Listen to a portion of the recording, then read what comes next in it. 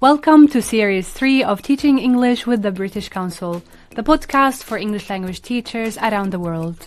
In each episode, we look at a critical contemporary issue in the world of ELT. Teaching English with the British Council. Teacher associations are run largely by volunteers. It's a cliche that volunteering is good for the soul, but I think it probably is. It's very important that we recognize that there are other languages that children bring to the class.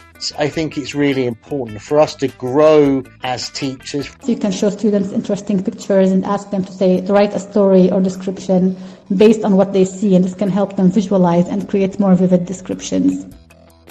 Remember, as a teacher, you can adapt, you can adjust these tasks and make them more relevant to students and more engaging. And I think using imagination is one of them. It's collegiate. It's that generally non-judgmental support from fellow teachers, and I think that's really, really important.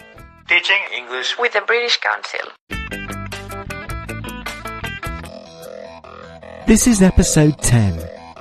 What do you want to ask us? Welcome to episode 10 of Teaching English with the British Council, the final episode of our series. And over the last few weeks, we've been asking you, the listener, to ask us and our colleagues questions that we haven't addressed so far in this series. We've got loads and loads of questions from you, and we've selected the best 9 to ask our panel of 3 experts. Before we get into that, though, Wayam, as this is our final episode, I wanted to ask you, what were some of your highlights from across the series? I think all the episodes were brilliant, Chris. I cannot really make a choice, but let me try. I specifically like episode 9 on creative arts and the use of arts in the classroom. It's something I've always been passionate about, but I didn't perhaps know how to integrate it in my classroom. So hearing all the advice and all the practical suggestions from our speakers made me think of practical ideas on how to integrate this in the classroom. So that episode stood out for me. And another episode was episode 8 around motivation. I think motivation is something all educators struggle with, and some of the advice around how to motivate ourselves as educators as well were very helpful. Did anything stand out for you, Chris? Yeah, so one of the things I really enjoyed was speaking to so many people from so many different parts of the world. We had interviewees from South Asia, Southeast Asia, Latin America, Africa, Europe, all over the world. And I think they were all able to give their unique perspectives on their ELT experiences. As for particular episodes, I really liked episode 7 on critical thinking. It's a topic which is really talked a lot about in the world of ELT, but I think what we explored in that episode was about taking it that little bit further, for teachers to really understand their role and their position in the classroom and how they can support students becoming good citizens in their particular country. And I thought this was a really fresh and interesting look at the issue of critical thinking. And also episode 4 on AI. As we know, AI, massively growing phenomenon in the world, and education in particular. And I think we did a really interesting job there of exploring the different aspects of that, looking at how it can support teachers in the classroom, but also maybe considering some of its challenges. If you missed any of our episodes from Series 3, you can listen to previous episodes on our website, and you can download the episodes or listen on the following platforms: Apple Podcasts, Spotify, or YouTube. You can also search for British Council Teaching English wherever you get your podcasts. Teaching English with the British Council. And the first expert we will be talking to is Chris Graham. He has a wide range of experience across the world of English language teaching and is the Vice President of IATEFL. The first question comes from the MENA Community of Practice Working Group, and they ask, what is a teacher association? And what do you see as the most significant benefits for teachers who join and participate in these teacher associations? Well, a teacher association is, I suppose, at its most basic, any grouping of teachers. It has to have certain documents saying we are an organisation and this is what we do. We're working probably to improve standards of teaching, to support teachers, whatever. But it is any grouping of teachers, generally they operate at, I suppose, three levels. There's the national level, for example, English Teachers Association of Serbia, which I happen to know, one I've been working with recently. That's a geographically limited one. You, of course, got the international ones like IATEFL and TESOL, which are still teacher associations. They're just very big. And they'll include many member associations, probably from around the world. And then some of the large associations, like JALT in Japan and ELTA in India, have chapters, local, if you wish, regional or city-based associations. But for me, I often say, it sounds like a daft thing to say, that teaching is quite a lonely job, but it actually is quite a lonely job, because you're in a classroom with teenagers or primary, whoever you teach, and you are on your own. And it's very nice to have that sounding board sometimes to say, it's not only me that has trouble with that. Oh, it's not only me that doesn't understand that. Well, please, can you tell me how to do this? Or can you remind me that? It's collegiate. It's collegiality. It's that generally non-judgmental support from fellow teachers. And I think that's really, really important, because you lose that sometimes. You're just on your own, and you're caught up in the kind of chaos and busyness of school life or university life. So I think that's what they're good for. But to get the best out of them, it's get involved. Teacher associations are run largely, completely, apart from the two very large ones, by volunteers. So I think it's getting involved, and it's a cliche that volunteering is good for the soul, but I think it probably is. Whether it's joining one of the committees, if you've got really good social media skills, you're good at getting stuff on Facebook or LinkedIn, then that's often something associations need. If you've got particular knowledge of, say, primary or of assessment or some aspect of ELT, and you'd like to share that knowledge, doing some workshops, there's a whole range of different things. If you have come from a financial background, they're always very happy to have a treasurer. So I think it's getting involved, and it's good for you. You make contacts, you learn a lot, and not so much just about teaching, but you learn a lot of other skills about working on committees, leading meetings, working with people. Get involved is the answer. And every TA in the world that I know quite a few, are always asking for volunteers. So get involved. And our second question to Chris comes from Haroon, who asks, what should be the ratio of teacher to student talking time? What is meant by student learning time? And how can we reduce teacher talk time?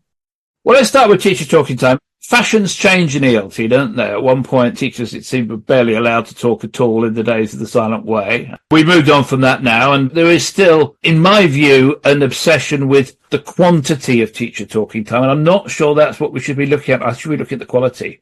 I say to teachers, it's not how much you speak. It's going to vary from lesson to lesson with the objectives of different lessons. It's what you're saying. It's what you're trying to achieve. Are you maybe modelling language? If you are, is going to be more teacher talking time. It might be a writing lesson where you've got students working in groups of 2 or 3 writing. You're probably going to be much quieter then, because they're going to be leading the way themselves.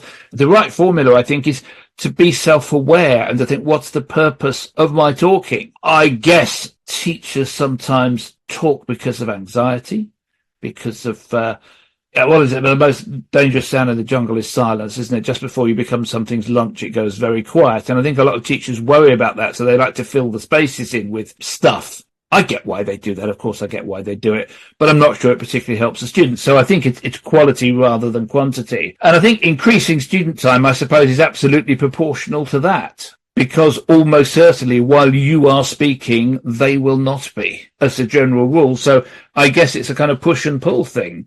As you feel that students are engaging in their groups or pairs on the activity, then you take that step back. But equally, if you do feel things are beginning to flag, or they're losing motivation, or they're obviously confused, you come in and you speak. So I think it's push and pull. And as for student learning time, I assume that's what we call lessons, isn't it? For me, that should be quite a lot of the lesson, or I worry a bit about what's going on. I think rather than worrying about what student learning time is, I'm more concerned about teachers who are not able to measure or understand if learning is occurring. And of course, not occurring all the time. Students, human beings, but I think it's understanding when it's going on is what matters. So as with teacher talking time, it's that constant monitoring, humming away. It's a bit like sort of autopilot. It's always there checking and saying, that's good. Oh, we're going the wrong way. We need to change that. And I think that's what a teacher does, really, isn't it? Monitoring, checking, and I've got to intervene now quickly. Oh, I'll leave that one, that kind of thing.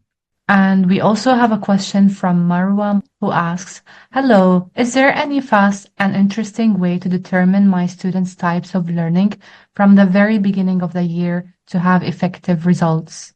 Well, this is our old friends, visual, oral and kinesthetic, I imagine, the famous learning styles. Well, I wouldn't waste time trying to do that. The VAK, has been pretty much discredited now, I think, by people far smarter than me. Neuroscientists, psychologists are saying, though it superficially makes a bit of sense, actually there is very little scientific evidence to suggest that people do have these individualized learning styles. And it's been removed, I think, from the CELTA curriculum now and from other areas in terms of syllabus and curriculum. It's largely been discredited. So I actually read a quote from a psychologist earlier who said, don't waste your time on it. There are other things you can get on with in class. But having said that, I'm not unsympathetic to the idea of trying to understand individuals' approaches, but I would look in other areas. I would be very interested in people's motivation. Why are they trying to learn English? Now, of course, it may be because I'm at school. Okay, you don't get very much choice. But if you're working with adults, it might be, why you learn English? Well, because I'm trying to get another job, something like that. Or I'm doing it because I want to go to the US and do a master's degree or a scholarship or something. So it could be that. So understanding people's motivations, understanding people's attitudes towards English, which may be individualized and may also be societal. How is English perceived? Things like that, I think, do have an impact on how people learn. I think it's really interesting for people to say, well, I mean, my first teaching job was in Italy many years ago, and learning English then was basically fashionable. I can't describe it as anything else. It was the thing to do. I'm not saying it's probably quite a good motivation. I don't know. Collectively, English was a good thing to do. Well, you don't speak English. What's wrong with you? That kind of thing. I'm really interested in particularly why adults do take the trouble to learn English. With younger learners, I said, they don't have much choice because they're at school. But again, you can drill down with them because you like English, don't you? Yeah. Why do you like English? Oh, well, because I can chat online on Facebook. Oh, okay. So it's social media, which is probably quite a big thing. But I wouldn't waste time at all looking at these learning styles. Forget that. I would think much more, I've got 25 students here. Let's try and think of what their individual motivations are. And also, going back to why I love local teachers so much, is how are these people in their own language, in the corridor, when they're interacting with their friends elsewhere in the school? Because that will tell you a lot about their character. A lot of people say, well, she never says anything in English. She's really shy. What's she like in French? She's really shy. Well, there you are. I'm not doing English, is it? She's just shy. And making her come to the front of the class and do a 5-minute presentation in English is an ordeal, and it would be in French as well. So I think it's just taking time to try and pinprick a few individual characteristics of people that will guide you towards perhaps how best to manage them. But the VAKs are behind us, I think. So, Chris, what were some of your reflections on Chris Graham's advice?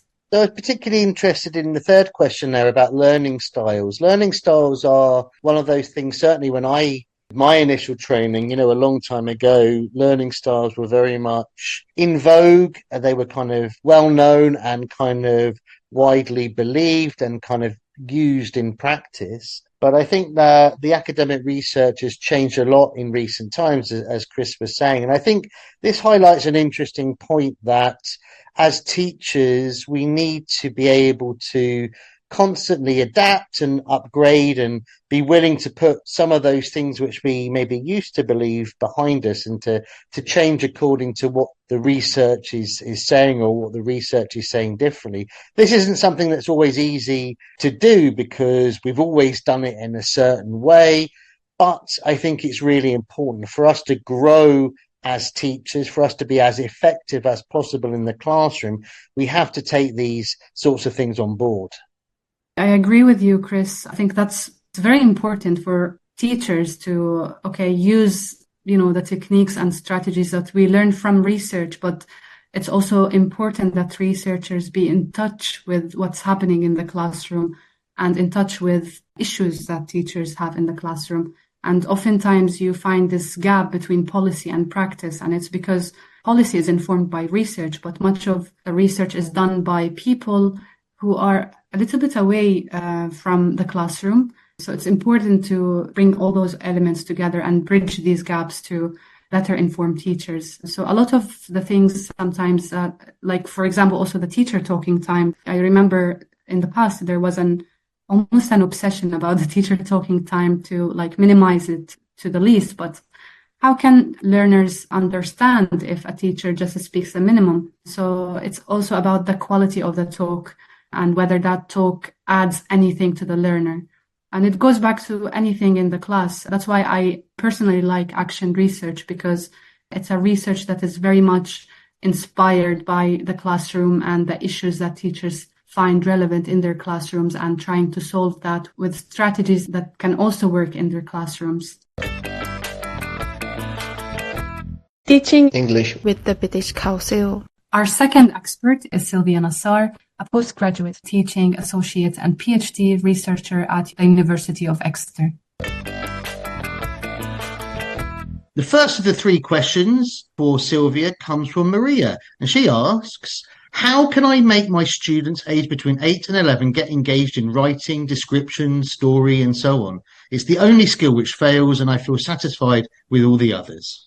To engage students aged 8 to 11 in writing descriptions and stories, it's important to make the writing process fun, interactive, and relevant to their interests. And from my experience, I can suggest some strategies that you can use with the students, so you can incorporate interactive activities such as using creative prompts or story starters to spark students' imagination. For example, you can ask them, what would you do if you found a magic door in your backyard? Or write about a day in the life of your favorite animal. You can also engage students in collaborative and interactive storytelling. You can start a story and have each student add a sentence or two depending on their age. This can be done early first to engage the students, and then could be written down. Another thing you can make use of is the visual aids. So you can have picture prompts. You can show students interesting pictures and ask them to write a story or description based on what they see, and this can help them visualize and create more vivid descriptions. And then maybe you can try and use writing games such as Mad Libs, where students fill in the blanks to create funny stories. They can come up with funny words. This does not only make writing fun, but it can also reinforce parts of speech and sentence structure. You can also use writing challenges or contests with the students. For example, you can say, write a story that starts with a sentence, "It was a dark and stormy night," and they have to imagine how to go on with these sentences. I also believe that it's very important to provide clear structure and scaffolding, and I used to do that a lot with my students. So for example, you can provide them with graphic organizers like story maps, Venn diagrams, or character charts to help students organize their ideas, and that could be done in a lesson or two before they start writing. And of course, they may need help in that, so we have to ensure that we offer step-by-step guidance. You can also plan to display students' writing around the classroom or create a class book, and I think this gives them a sense of pride and accomplishment, and that would motivate them to write more. And the second question for Silvia comes from Lydia, and she asks, how do I make use of the fast learners in class as they finish their work early and sometimes distract the others? I think the secret lies in planning the lesson after, of course, learning about your students and their prior knowledge and their level and all of that. So first of all, you need to set individual learning goals with your fast learners, discuss their interests, and create a plan with tasks that cater to their strengths and areas they wish to improve. So what can you do to effectively manage fast learners in your class? You can provide extension activities that could be done by preparing advanced tasks, such as preparing additional, more challenging activities related to the lesson. This can include higher level reading comprehension questions, for example, or creative writing prompts, or maybe advanced grammar exercises, or even maths or numbers, fun activities, worksheets, word search if they like that, just to keep them occupied. Another good idea that many teachers use is peer support, and this could be done by pairing fast learners with classmates who may need extra help. They can assist them with explanations, or they can guide their peers through difficult tasks. Again, this depends on their age, but this could reinforce their own learning while helping others. And if your classroom setting allows, maybe you can try and set up independent learning centers. That could include various activities that fast learners can independently work on, such as vocabulary games, reading corners, or writing challenges. Or you can have students rotate through different centers, ensuring that fast learners have something engaging to do once they finish their main task. And the third question comes from the MENA Community of Practice Group, and they ask, how can we best teach collocations? Well, teaching collocations effectively involves helping the students understand how words naturally combine in the language. And of course, it's a good idea to introduce collocations in the beginning, to start by explaining what collocations are and why they are important. So maybe we can start using simple definitions and examples such as make a decision versus do a decision.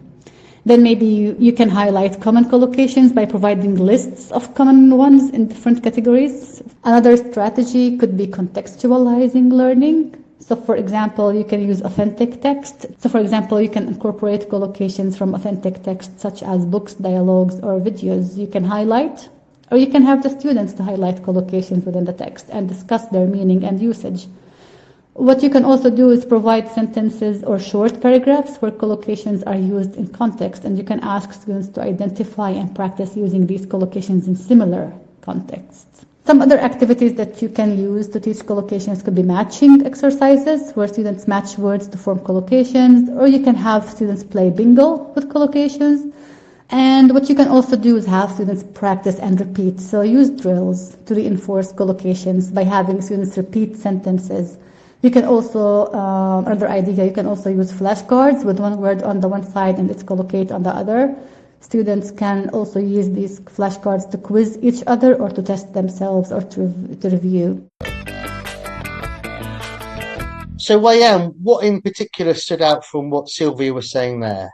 I really liked the prompts that she provided that help her students engage with writing. All the examples that Sylvia has provided were very creative, so it engaged learners in a process which is thinking about something out of the norm and thinking creatively about it. And this is very important because we always talk about 21st century skills, and creative thinking is one of those skills. We talked about critical thinking, so I think creativity is also another aspect, and creativity is also very important for writing. So engaging learners in that process of imagining, brainstorming, working together in a group, and then coming up with an engaging piece. It could be a poem, it could be any other form of writing, is very important. And the way to do it with learners is also plays a huge part in how they produce this language and how they think about language. So much of their production and writing is about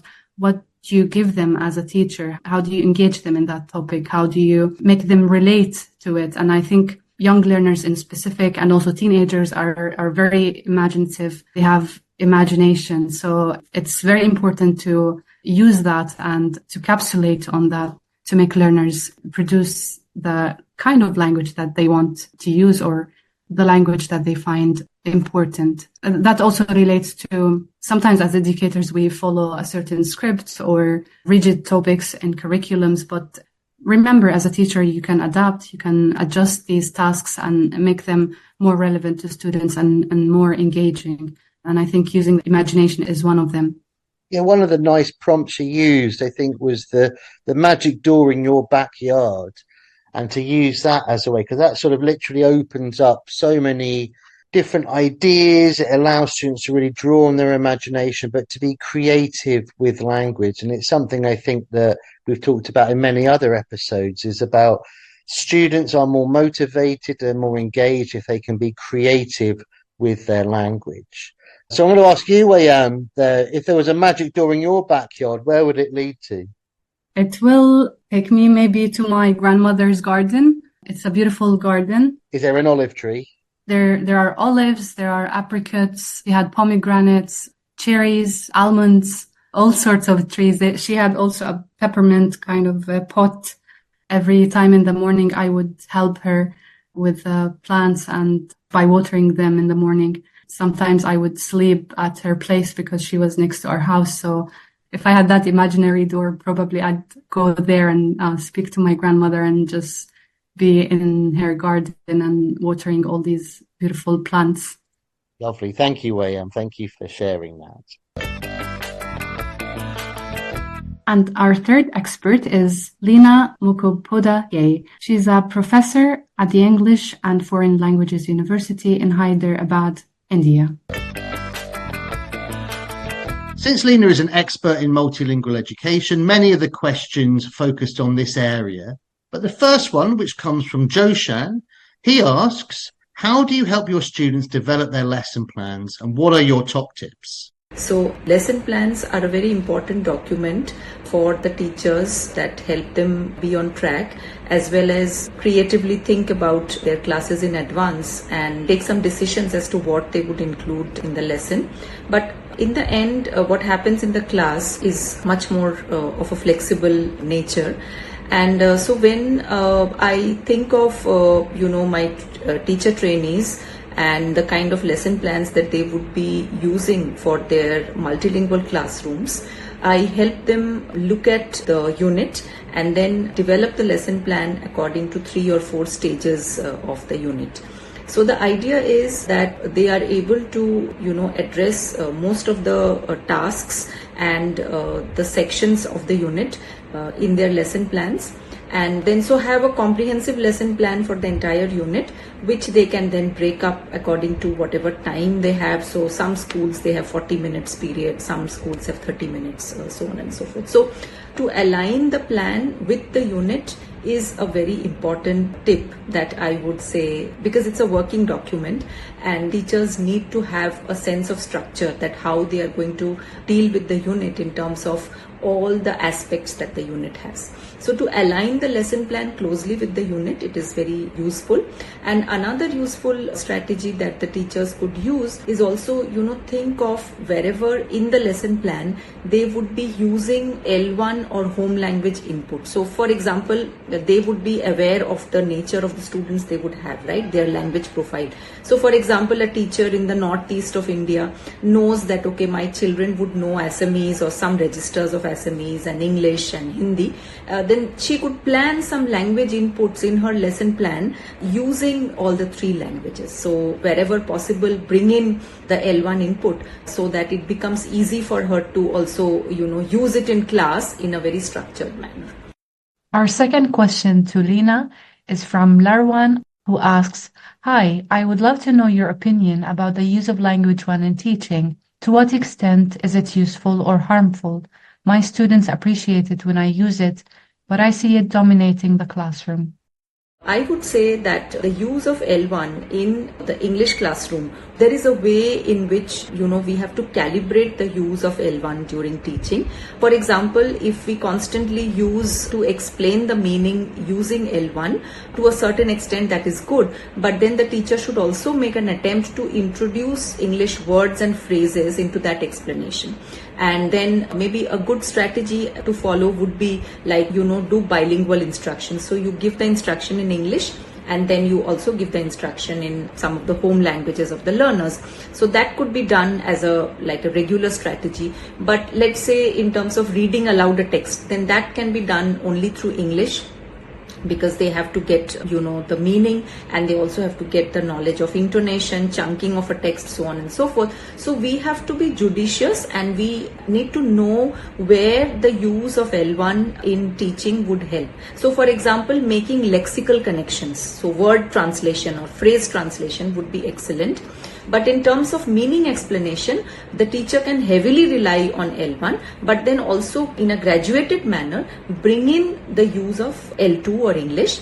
And in the student interaction, she can encourage, every time the students make an attempt to use an English word or an English phrase within their repertoire, then the teacher could appreciate and then would encourage the learners to use more of the target language. So if we use the language in a calibrated manner, definitely the teacher is going to find that the use is very significant for the learners, it is beneficial and it has a lot of positive impact.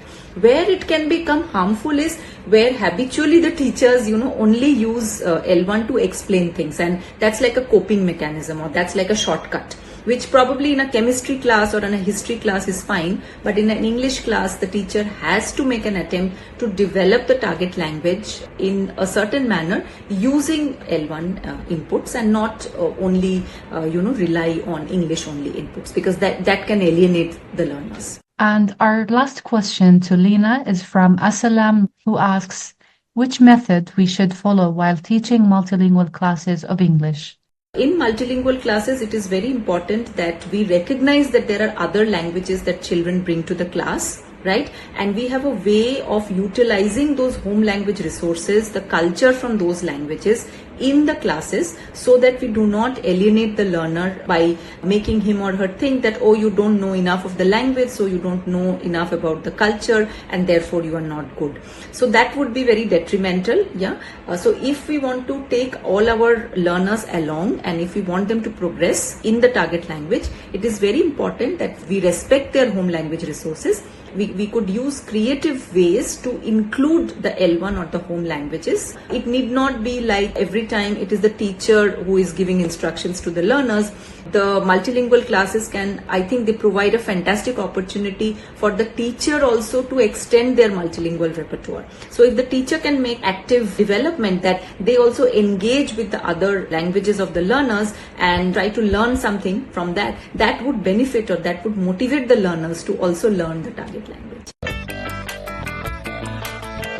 Wei-Am, you've spoken a lot this series about multilingual education in different ways. What were your thoughts on what Lina shared there? I really liked how Lina engages her learners' home languages. She mentioned some really useful strategies like grouping students with similar languages, also helping them with the instructions using home languages. And what I specifically like is the intentional use of home language to facilitate learning. So it's not just talking to save time or to save time for teachers rather than explaining in English, but it's rather an intentional way to use home languages to facilitate learning. Translanguaging is one technique to do that. Also asking students to explain to each other what the teacher has said in their home language can be also useful, or drawing comparisons between English and their home languages. I think learners, when they feel that the teacher is interested in their background, interested in their culture, also interested in learning their language, I think that also helps learners to be motivated and to be more engaged in the classroom. I think one thing with multilingualism that is difficult for teachers is that there might be more than one home language in the classroom, and the teacher might not be even familiar with the home language. In a mixed ability classroom and in large classes, that can be very challenging to deal with. I think students get a sense of how the teachers perceive them or perceive their culture. They get that sense. So when they sense that you are interested in their culture and in their languages, I think that very much helps with motivation. So it goes beyond the direct impact of using a language to, I think, to the well-being of students, because you have that rapport and understanding of their backgrounds. And I think that aspect, the emotional side of learning, can be boosted using home languages in the classroom. There's also a respect there, isn't there, for the students? And it says something about the teacher's approach to learning, that if they're engaging the students in their own languages, they are treating them well, they're treating them positively. It's a more sort of democratic classroom as well. Sadly, we've now reached the end of Series 3 of Teaching English with the British Council. We've had great fun along the way, and we've explored all manner of subjects related to the world of English language teaching. Thanks to the British Council for all their support in producing these podcasts. Thanks to the listeners, and thanks to you, Wei-Am, for being such a great co-host. Thank you, Chris. It's been a pleasure working with you, working and also laughing at the same time. It was such an enjoyable time. I'd like to also thank all the teachers for their amazing contributions and for keeping the conversation alive, giving us ideas, and also our experts for their suggestions, for their advice, for just being with us and sharing this knowledge with the wider audience. The producers, thank you for your guidance. Are you up for Series 4, Wei-Am? I'd love to, Chris. Teaching English with the British Council. Welcome to this episode of Teaching English with the British Council. Your podcast everywhere. What did your podcast everywhere? You can listen even in the shower. It's the best place. Come on. Teaching English with the British Council Series 3 is hosted by Wei-Am Hamdan and Chris Soughton. The producer is Elizabeth Dyer. Teaching English with the British Council.